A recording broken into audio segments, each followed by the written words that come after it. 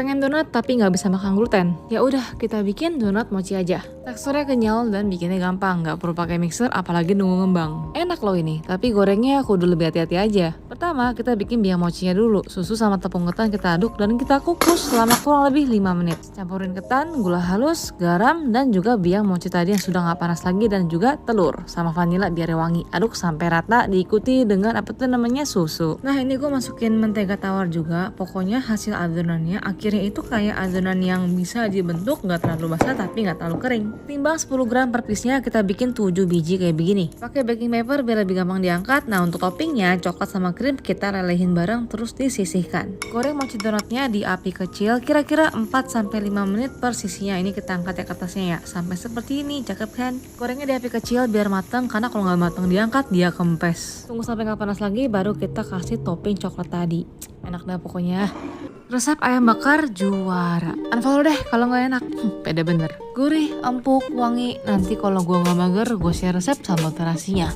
Ini definisi ya, nasi mana nasi. Pertama kita haluskan bawang putih, bawang merah, cabai keriting, cabai rawit, sedikit jahe, kemiri, sama ketumbar dan gurih. Blender sampai dia halus. Lanjut bumbu tadi kita tumis sama margarin sampai dia harum barengan salam, serai, sama lengkuas. Wajib margarin ya, biar lebih gurih. Kalau udah harum dan matang, kita masukin kecap manis, aduk sampai rata. Kita masukin ayam, aduk-aduk sampai rata kayak coating gitulah, dan kita masukin air sampai merendam gitu. Kasih garam, lada, dan juga air asam jawa. Kalau nggak punya boleh dikasih perasan jeruk nipis. Masak di api kecil, kita ungkep jadi sampai ayamnya itu empuk dan juga airnya menciut. Ini bakalan gue oven ya, jangan lupa dipoles sama sausnya. Kalau kalian bakarnya pakai arang lebih mantap lagi sih. Nah, karena pakai oven, ini gue bakal pakai torch biar makin mirip ayam bakar. Mantep kan?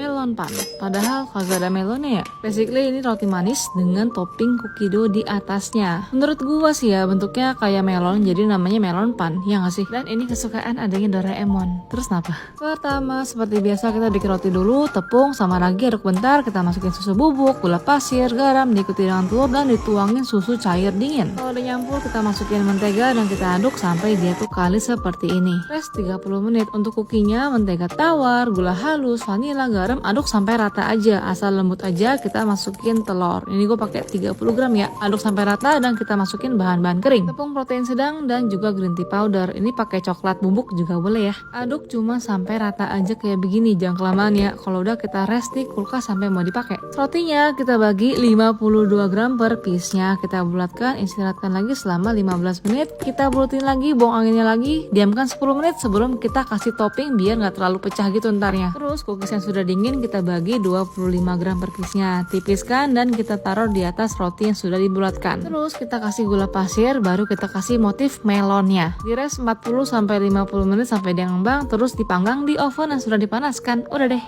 Buko pandan, yang artinya kelapa muda. Tahu deh bener apa enggak? Ini tuh seger, manis, dan wangi. Langsung aja kita bikin. Pertama kita bikin agar hijaunya dulu. Gue pakai air kelapa biar makin legit. Tapi kalau nggak punya pakai air doang nggak apa-apa. Masak bareng agar-agar, gula pasir sampai mendidih. Tuang ke cetakan, tunggu sampai dia keras. Lanjut kita masak sagu mutiaranya pakai air dan juga pasta pandan biar hijau semua seragam. BTW gue pakai teknik yang 10 menit mendidih dan 30 menit didiemin. Lumayan irit guys. Terus tinggal disaring. Ini emang komponennya banyak ya, tapi emang harus begitu. Gue pakai selasi juga ya, selasinya dikasih air panas sampai dia tuh mengembang gitu doang sih.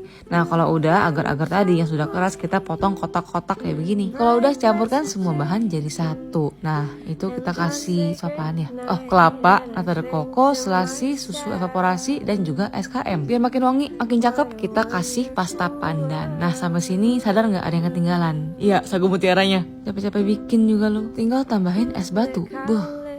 Kue putu ayu. Awalnya agak serem bikinnya, ternyata gampang juga loh. Yuk langsung aja kita bikin. Pertama kita kudu kukus si kelapa parutnya dulu. Ini yang bikin dia gurih, barengan garam sama pandan, dan kita kukus selama 5-7 menit lah. Terus kita akan poles cetakannya pakai minyak biar gampang lepasnya. Kita kasih unti kelapa dan dipadetin. Buat kuenya kita campurkan santan, air, sama pasta pandan, angetin dikit di microwave biar lebih bagus pas nyampur ke adonannya. Lanjut kocok telur sama emulsifier, kasih garam, gula pasir sampai dia tuh kental berminyak. Ini gue lupa kasih vanila. Aduk sampai kental gini lah pokoknya. Masukin setengah dari bahan kering pakai tepung protein sedang ya. Kita masukin bahan besar tadi, aduk sampai rata. Udah ulangin 2 kali, pokoknya sampai semua bahan tercampur rata. asal nyampur aja. Cakep kan? Kalau udah kita tuangkan ke cup kayak gini hampir penuh, susun dan kita kukus di api sedang selama 15 menit. Udah jadi lembut, legit, gurih. Pokoknya bikin ini gak nyesel. Klepon tapi pakai ubi, pernah makan nggak? Lebih wangi, lebih legit, dan pastinya lebih enak. Kan bosen ubi dikolakin mulu. Kali ini kita kleponin aja. Yuk langsung aja kita bikin. Pertama unti kelapa digaremin terus kita kukus sampai matang. Lanjut kita akan cincang halus gula jawa biar gampang meleleh pas direbus. Terus kita haluskan ubi oren yang sudah dikukus sampai dia halus. Kalau sudah kita kasih garam, gula halus sama tepung tapioka. Diikutin sama air hangat diaduk sampai rata. Ini airnya lihat tekstur adonan sampai nyampur ya. Boleh pakai ubi ungu tapi ubi ungu tuh lebih kering, jadi kayak harus diperhatikan takaran airnya. Pokoknya sampai kalis dan pastinya bisa dibulutin. Ini gue pakai 13 gram per piece-nya. Tips biar nggak bocor, kita bentuk jadi mangkok pakai jempol, baru kita isi dengan gula jawa. Pastikan bungkusnya bener-bener rapet, gak ada retakan, jadi gula jawanya nggak bocor. Kalau udah kita akan rebus sampai dia itu mengambang, artinya dia itu udah matang. Lucu kan, bulut-bulut gitu. Kalau udah kita tiriskan dan gulingkan di atas unti kelapa tadi yang sudah nggak panas lagi. Jadi deh, janji dimakan auto pecah. Bosan kan makan takjil gitu-gitu aja? Sini, gue mau ajarin kalian cara bikin pisok yang enak banget, garing, dan lumer menggunakan Chokomori Mini Chocobar Cashew. Perpaduan 60% premium coklat dan 40% roasted cashew yang bikin teksturnya ekstra crunchy dan nutty. Juga ada tambahan sea salt yang bikin komplit. Ini kacang dicoklatin atau coklat dikacangin ya? Lihat gak tuh?